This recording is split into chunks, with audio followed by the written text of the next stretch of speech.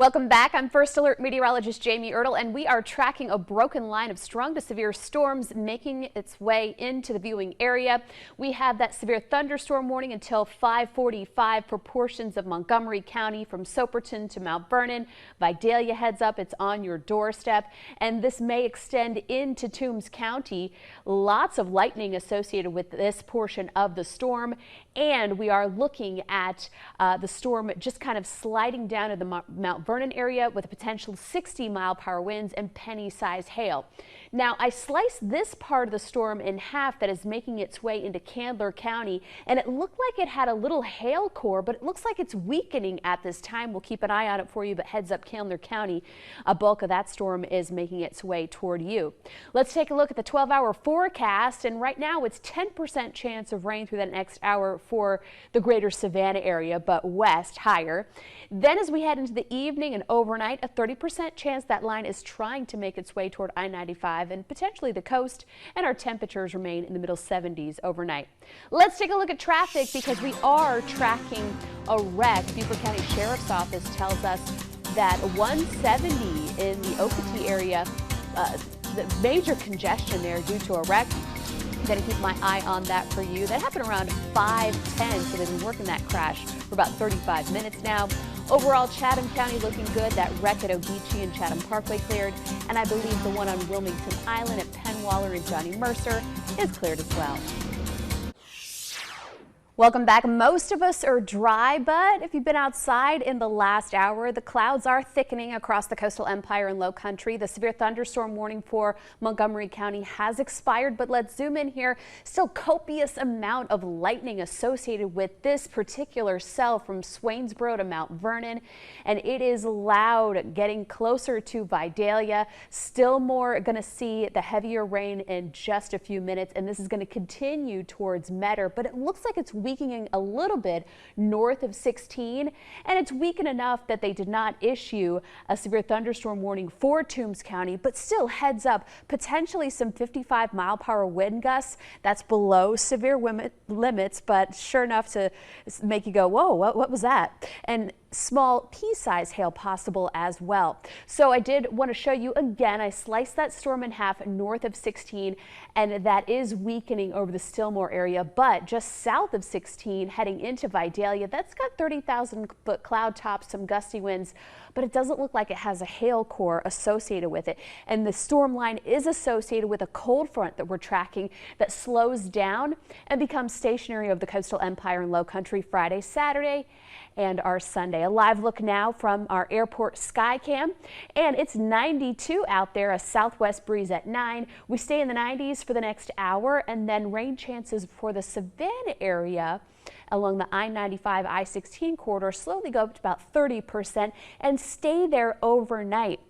So don't be surprised if everybody around you was dry all day and all of a sudden you hear a boomer at 10 p.m. Friday, we will be seeing some 60s. We didn't have any this morning. 67 Sylvania, 71 Glenville, 72 Savannah, 74 for the islands, and we won't have any rain by then. Now, it says a 10% chance, but I do believe most of the rain will be gone. Maybe just a light little drizzle out there for some, but most of us have that morning coffee dry. But mostly cloudy skies remain. 72 and only 75 at 9 a.m., not zooming to the 80s. Now, we will see a slight reduction in temperatures tomorrow because of the cloud coverage and the earlier chance of rain. 90 by 2, 91 at 4 o'clock. Look south of the Altamaha. You only make it up to 90. 89 Sylvania Statesboro, 92 Rincon, Savannah, Hinesville, 90 Darien, 89 for Hampton County, 92 Beaufort, 88 Hilton Head. Your First Alert forecast, 92, then we cool it off, still going to be muggy. No need to cancel any plans, just take the radar app out in your First Alert app and check when those showers start arriving Saturday and Sunday afternoon, and then just about a 20 to 30% chance of showers and storms to start our work week. The increase in speed and forward motion, incredible, Sam. Take a look at the video of the hurricane, and as it's on a loop, you can see a very concentric eye and very strong wind force within that eye. Let's go ahead and take a look at the track that the National Hurricane Center just put out, the 11 o'clock advisory, and it looks as if it may make it up to 165 mile per hour winds. Now, there's nothing over a Cat 5, and thank goodness that it's going to stay well north of the Puerto Rico and Leeward Islands. Let's go ahead and talk about that spaghetti plots, because we're talking about the turn. How come I haven't been showing this on TV? Well, the cone only goes out 120 hours. So finally, we're seeing that in the models with that curve to the north, staying away from the Georgia-South Carolina coastline.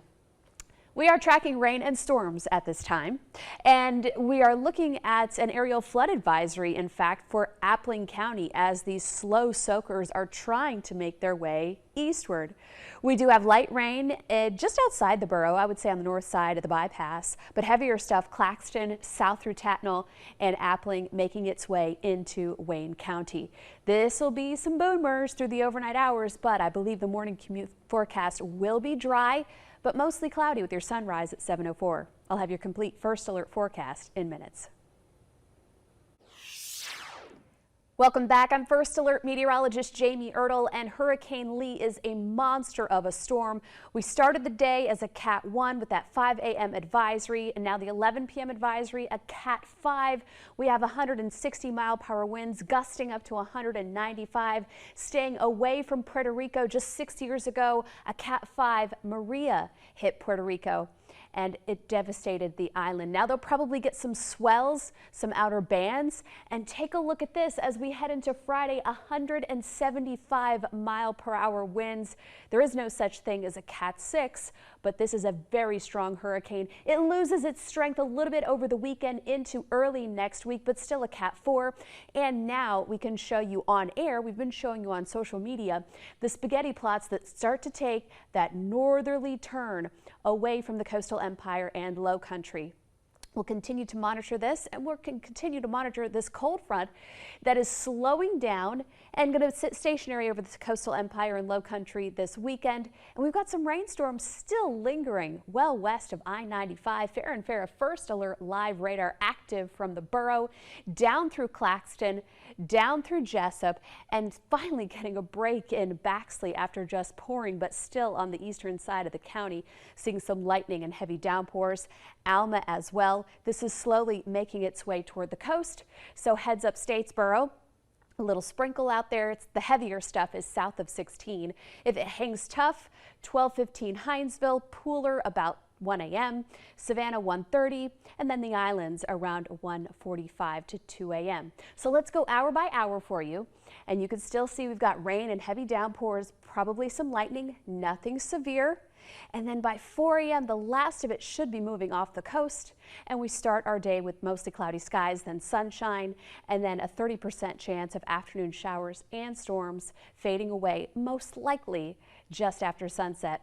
Some 60s waking up, but most of us wake up to about 71, 72, 74 for the islands. If you are planning outdoor activities, most of the morning through the early afternoon will be dry, 90 at 2 o'clock, 91 at 4, and then the rain chances start to kick in.